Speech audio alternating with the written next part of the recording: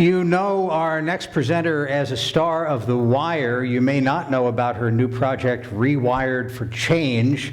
Please welcome Sonja Sohn.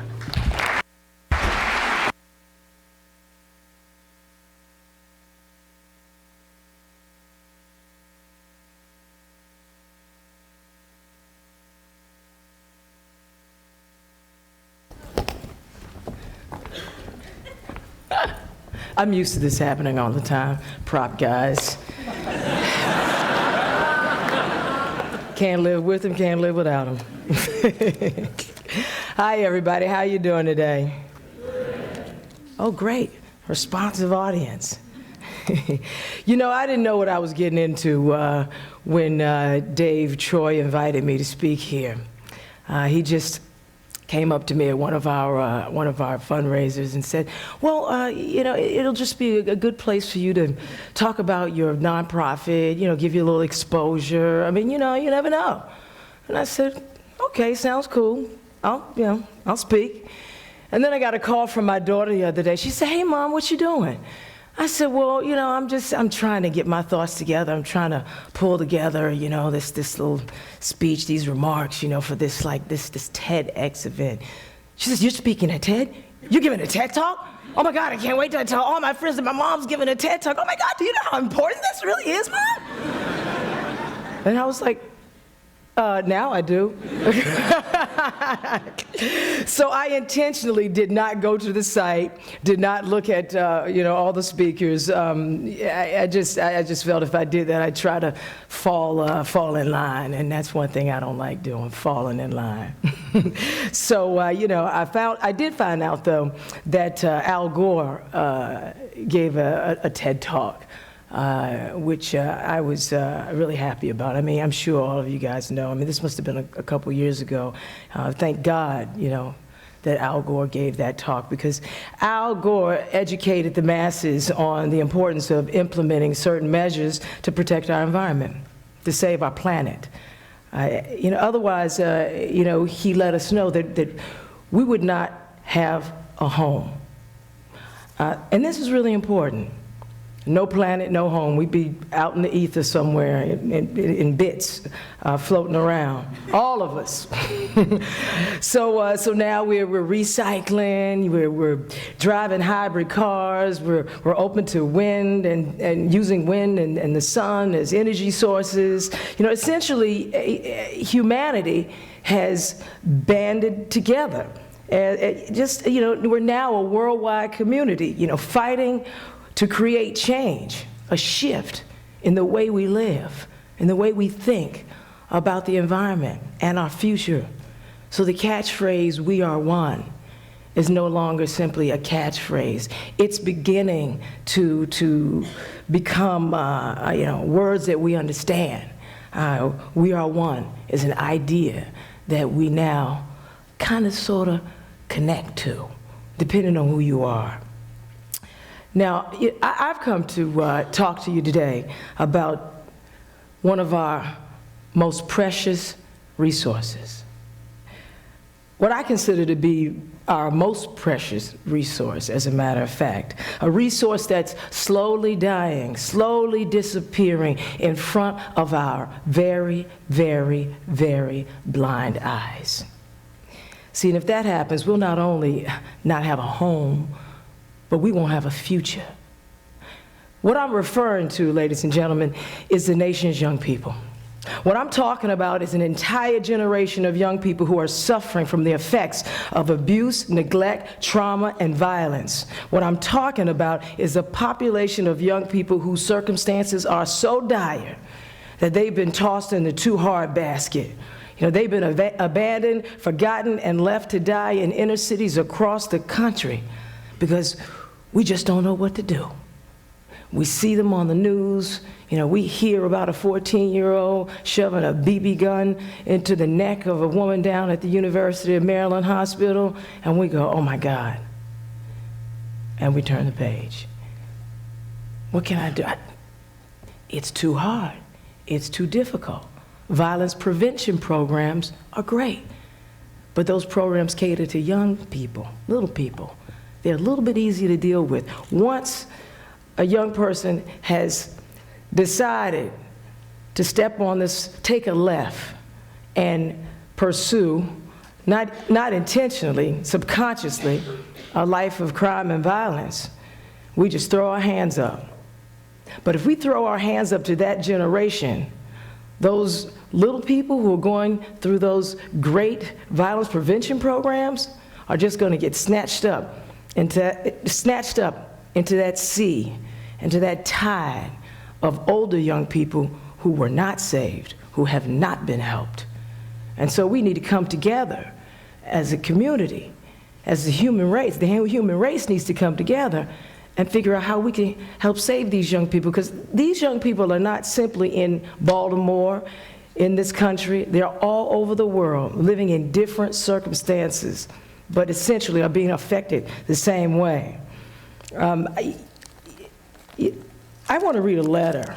I'll talk to you further about the organization Rewire for Change and the anti-violence self-esteem building workshop that we implement in different communities, well, only 2 different communities right now around the city. But I want to read you a letter that I received just last week from one of the young girls in the program. She says, "I just wanted to tell you a little about me. I'm 22 years old with no children. When I was 13, I got raped by an older man, then got into a crash with my mother and father when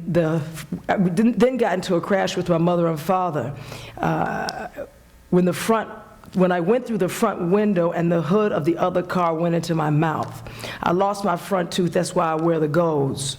Then I got married at 18, and between that I got locked up so much my husband was beating up on me, tying me up and making me have sex with guys. I've been through so much. I take depression pills 3 times a day. I want to make a change before it's too late. I'm happy that you are here. Thank you."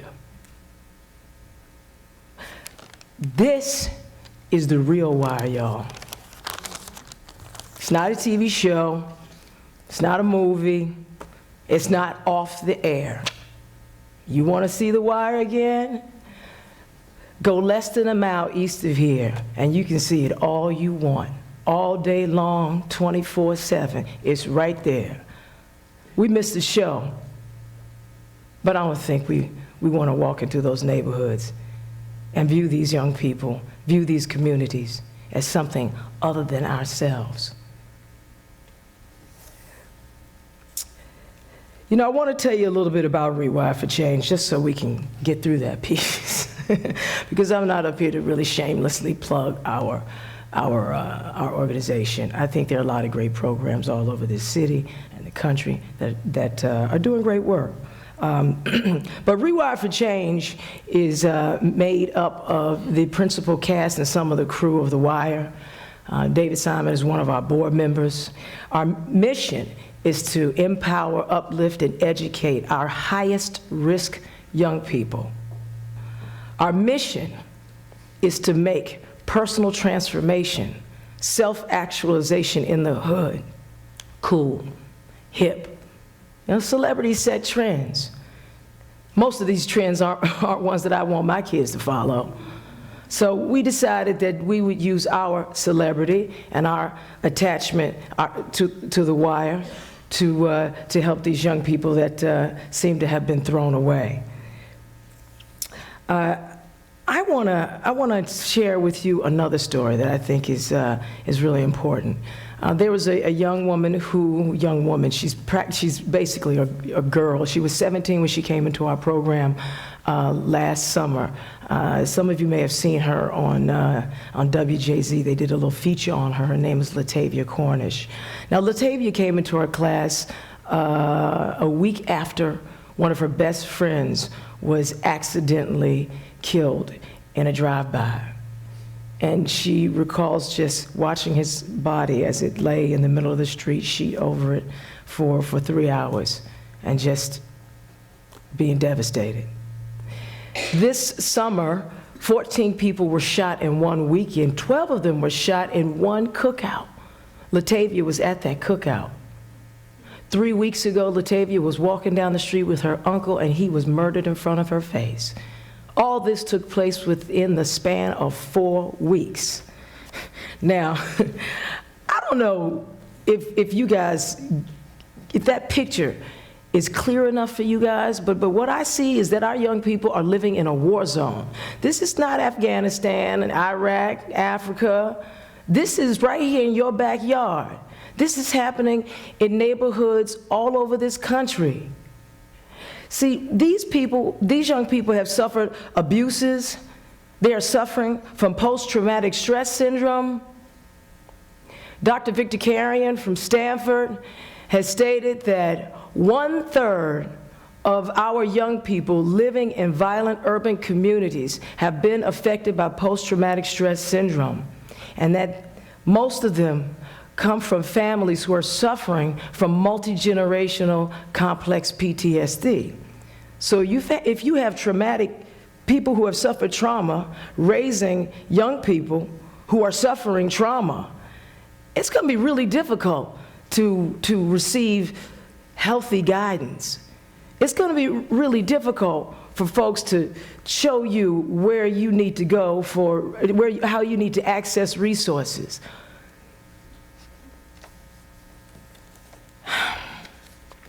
These young people turn to a life of crime and violence because they can't see a way out. This is a way of coping.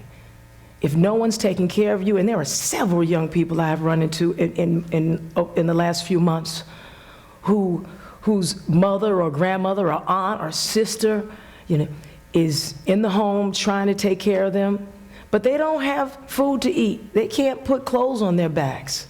So what are they doing? They're trapping, which is drug dealing. The girls are going down to Baltimore Street and hitting that pole.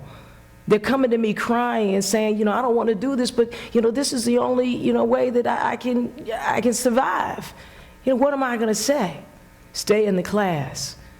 We're here to help you turn your life around. We're connecting and partnering with other organizations who have resources for you. We're trying to get it up off the ground. But right now, we're like a lot of other programs in the city. The city's broke. They're cutting funding. A lot of us are operating off fumes. I know we are. It's taking just enough for me to throw a couple of small fundraisers that folks can afford, $35, $50. People can't really afford much more than that, which means I have to throw like 5 of those to fund one program. And we're able to do that, thank God. But at the end of the day, I have communities all across this city who want to implement this program. And let me tell you a little bit about the program. The program is called reWIRED for Life. The program uses the wire as a teaching tool. So essentially what the young people do is they view an episode of The Wire at the beginning of the week. We start a discussion about the characters and the issues and themes and so forth. But by the end of this discussion, the young people are actually discussing the show through the lens of their own lives. They're starting to talk about what they've seen, what they've done. They're starting to express themselves through poetry. reWIRED for Life has 4 components. The first component focuses on the individual's relationship to him or herself. So it stresses the importance of self-reflection and the need to develop critical thinking skills so you can make the right decision when you're in a bad circumstance. Poetry is the creative arts component that is connected to the first module. So it's through the poetry that they're able to express their experiences, and a lot of times they come in, I don't know poetry, I don't want to write poetry. We give each of them a composition book and we say, this is your journal. Write in your journal, and I bet you we can pull a poem out of it. And it's through the journal writing and the writing of poetry that we begin to see them open up. We begin to see we begin to experience their awakening, the beginnings of an awakening. So we start by writing poetry about, hustling, pimping, shooting, robbing, being gangster, to now, seeing poetry that refers to themselves as a survivor of the streets, poems that say that they're determined to reach their goals, even if it puts them in a casket.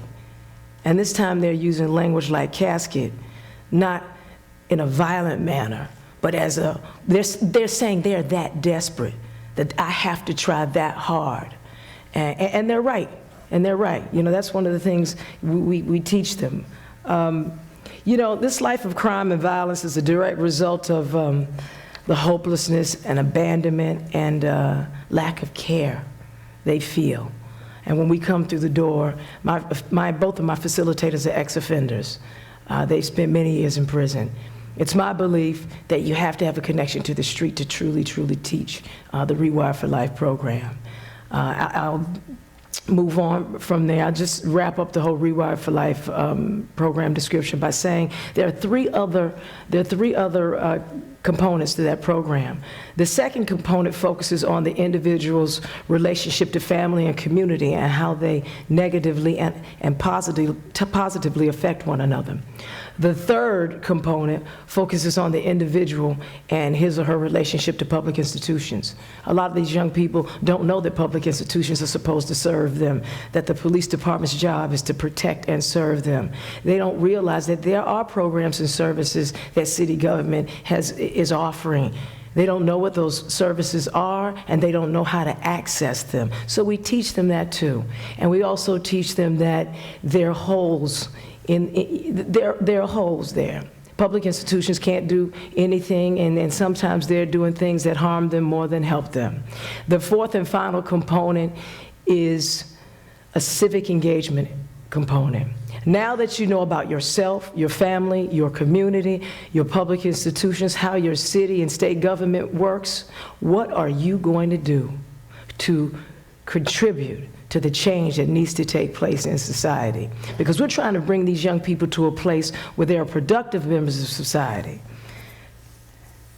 So, you know, with that said, you know, I'd like to just move on a little bit to talk a little bit about your industry. You guys are probably one of the few industries that you're in one of the few industries that's not suffering too badly from the economy. Maybe I'm wrong. But the world sort of needs you now. You run the world right now. Your industry is running the planet. Now, you know, it helps forward the progress of society. There's no question. But also in the hands of the wrong people, technology harms our children in a way that today, for me, is unconscionable. These video games are ridiculous. They're killing me. I mean, our young people use technology, social networking, video games and so forth, YouTube, to essentially numb the pain of their lives. It's a drug. So, you know, it's beautiful on the one hand and horrifying on another. And, you know, and I'm not, this is not, you know, I'm not like throwing like a whole heap of blame on you guys, but I think that you know what I'm talking about. You know the difference between technology that helps society and systems and so forth that do not, that are more destructive than constructive. And I'm sure you probably have friends on both sides of the fence. So this is something that I'd like for you to think about, because the downside of technology for me is that we become removed, I mean, ever so slightly from our consciousness, from our hearts. You know, we get to watch happy people doing happy things. We get to watch ridiculousness on the internet. We get to watch people hurting themselves or others doing silly tricks. And if you're an adult, it's okay. You know the difference between right or wrong. Your mind is fully formed. But when you're not mature enough to make wise choices, the effects of this type of entertainment can be devastating. You know, so, you know, I ask you guys to really, really think long and hard about the content that you're creating, to talk to your colleagues about the work that they're doing, to ask them the question, are you harming or helping society through your job, your purpose, your mission. You guys have worked hard to be where you are. Most of you have gone through many years of schooling. You're dedicated, devoted, determined, goal-oriented people. And if you have all those qualities, you can change the world. I mean, look at what we have now. You have changed the world. You changed the way that we communicate. We don't write letters anymore. I'm a writer. I love writing letters. But you can't write an email letter. Somebody opens up an email with, oh, shit. I can't read this right now. Then they text you. What was it that you were saying? So now we're communicating through machines. It's funny, but like I said, as a writer, it's quite sad to me. So the other thing I want to say to you guys is you have access, a great deal of access. You guys are connected to the world in more ways than one. You know how to make that connection. I can barely just check my emails and use the word processing program on my Mac. That's a shame, right? But what I'd like for you to do is find a way to partner with organizations like ours. You come from, many different places. And I'm not speaking simply for our organization, but there are nonprofits out there right now who are doing amazing work. They're very effective, and they're trying to save our young people. And I'd like for you to leave here and think about creative, innovative ideas on and ways in which you can help turn this thing around. Because we can't all facilitate a program. We're not all from the hood. We don't all have that street connection. And not that you have to be from the hood to make a connection to these kids to be a mentor. But these high risk young people, proven risk young people who've been in detention a number of times, you got to have some sort of street cred to start talking to them, to reach them. But again, as I said, there are many other ways to do that, and I think smart folks like you all can come up with a number of ideas. Like I said, innovative ways in which you can help these young people advance themselves, see the light at the end of the tunnel, move towards being a positive, productive member of society. Because if you don't, they're coming to a neighborhood near you. They're already shooting down at the harbor. Already happened at the University of Maryland Hospital. It's contagious. It's a disease. We don't have to go get our flu shot. There's no flu shot for this. It calls for a personal sacrifice. I took a year off of my work in the entertainment business to start Rewire for Change and to develop this program. And trust me, the bank account is low. Which means I'm going to have to get out there and try to start, my hustle, but not leave the work that I'm doing here in Baltimore. So what kind of sacrifice are you willing to make? And you don't have to take a year off your job necessarily. Back in the day, people used to, the Peace Corps, folks would take a couple years out of their lives and they'd go help out in some third world country, all right? But there are neighborhoods in this country that have become third world countries.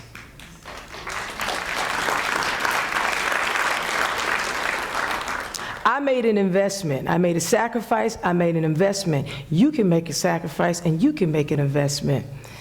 And what I told one young lady the other day that we had a little altercation with in class, I said, listen, when I open up my heart and I let you pour your life story into it, I am making an investment. I carry that around with me. See, they're not used to folks loving them or caring about them in that manner. I said, I carry your story around with me, and I start thinking, what can I do to help this young person? How can I connect them to resources? This is the type of an investment I have made. And I told her, I said, I made an investment in you, and everyone who makes an investment wants a return on their investment. Do you know what that return is? It's your success. And every one of you has an investment to make. Ask yourself, what is it? What can I do? What am I capable of doing? What kind of access do I have? You all have the answer. I know you do. Now, I'm going to just end with just a teeny bit of my story. The reason, one of the main reasons why I'm doing this work and can do this work is because I come from the same place that these young people come from. I understand their pain. I understand trauma. I suffer from complex PTSD. There's a lot I have to do to stay on top of it so that I can stand here in front of you and speak. And when I share my story with them, I get an opportunity to make a connection and to heal myself. It's a beautiful thing. This is the most rewarding work I've ever done in my life. I was born to do it. When I was 5 years old, it came to me that I was meant to help people. And I thought, okay, I'm meant to help people. And I was waiting for it to drop out of the sky. And when acting came my way, I thought, no, I don't do vanity. But as I moved down the road, I realized that, oh, this is a tool, this is a vehicle to a bridge to my purpose, to serving my purpose in this world. And so, like I said, these young people enhance my life. They help heal me. I'm sure there are people out here in this audience who have gone through similar or survived similar circumstances. Hats off to you that you've made it here, because when you come from 100 miles behind the starting line, the fact that I could end up here on this stage is a miracle. So I'm going to close with a poem that I used to be a spoken word artist. I guess I'm still a spoken word artist, actually. I haven't done it in many years. This is probably the third time I've done it this month, because all of a sudden that folks are calling for it. And this poem reflects the way these young people are feeling right now when they feel that they don't have any options and they're not a part of mainstream society and nobody cares about them. This is not an exaggeration, guys. Really. They see you look like Martians. Oh, I could never be that. That's not my world. So this poem expresses the dire circumstances that they're in, the obstacles they face in their own minds, and the desperation that keeps them trapped in their own pain. The name of this poem is called Run Free.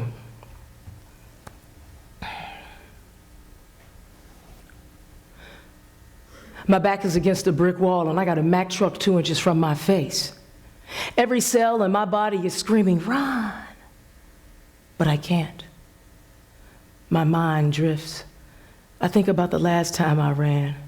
Left my baby with 2 cokeheads on acid.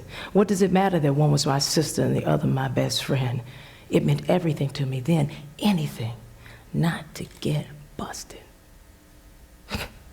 My brain was busted, frying on the hot concrete of my life run amok, dripping down the dead body of my soul, collecting into pools of blood at my feet. I'm kicking and stomping and running and jumping, wreaking all kinds of havoc, creating a bloody mess, and I am going nowhere. Somewhere in my mind, I am moving. Somewhere in reality, I am running. Somewhere inside myself, I am, oh, so still. Quiet. Dead. My soul is not rising. My spirit is not lifting. My life is not living, but I am running, moving through the universe, a whirling dervish with no end, no purpose, no means, no life left to live. But still, I want to go to that place where I can run free, my mind tells me. But those 2 words cannot occupy the same space in reality. Run, free. My back is against a brick wall. I got a Mack truck 2 inches from my face. Well, run free, baby, right now. It would be so easy. Just turn around and go. Clip all the wires, hang-ups, and hookups, and then you're home free. You can give birth to an excuse so easily you'll believe it's always been there. Part of the natural order, made to order by your forever clever mind, constantly making you believe in things you no longer need to believe in. And I believe like a holy roller, singing, sweating, preaching, go tell it on the mountain while diving in 10,000 feet of baptismal water without a life preserver. I believe like my bullet-ridden brother out there somewhere right now, gurgling blood through his last breath, spitting out a red, ripe prayer, so new, so sweet, so baby fresh. He thinks it can save his life. Brutal honesty won't knock down the doors of heaven, but it will damn sure crash the gates of hell. So I believe any and everything that sprouts from my colossally imperfect mind, because in this moment, I got a Mack truck 2 inches from my face and a brick wall kissing my ass. God does not exist in desperation, and hope is lying dead somewhere in the sewer, down the street, around the corner, in the alley, underneath the feet of somebody, itching, scratching, trembling, jonesing for their next hit and sucking somebody's dick. I got 2 minutes, y'all. I got 2 minutes before I smash my face into the grill of a Mack truck, before I get 10,000 bricks shoved up my ass, before I run free or die. Thank you.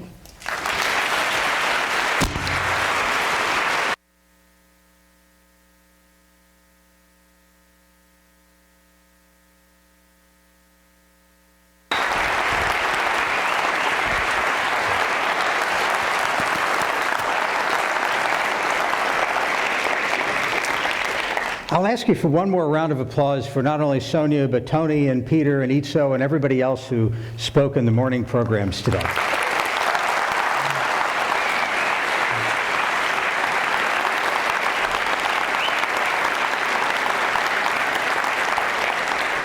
Now this is the important stuff. This tells you where